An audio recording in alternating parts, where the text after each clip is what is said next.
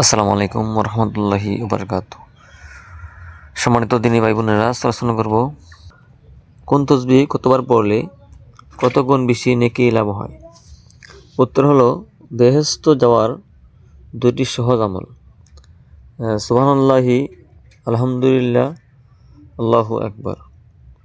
এই তাসবিহগুলো প্রত্যেক নামাজের পর 10 বার করে 150 বার পড়ো, কিন্তু আমলের পাল্লায় 1000 বার গণ্য হবে।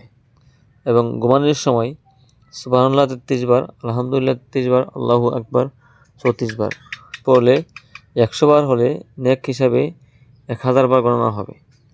সুবহানাল্লাহ। এজন্য আমরা প্রত্যেকেই আমলটি করব, তাহলে আমাদের আমল নামায় অধিক পরিমাণে সব লেখা হবে।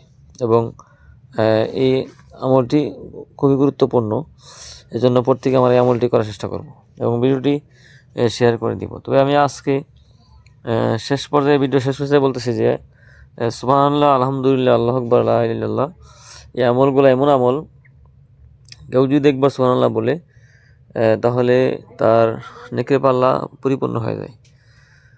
এবং আলহামদুলিল্লাহ বললে নেকের পাল্লা তার পরিপূর্ণ হয়ে 20টি হয়ে যায়। কেউ আল্লাহু আকবার বললে এটা এক্সট্রা থাকে।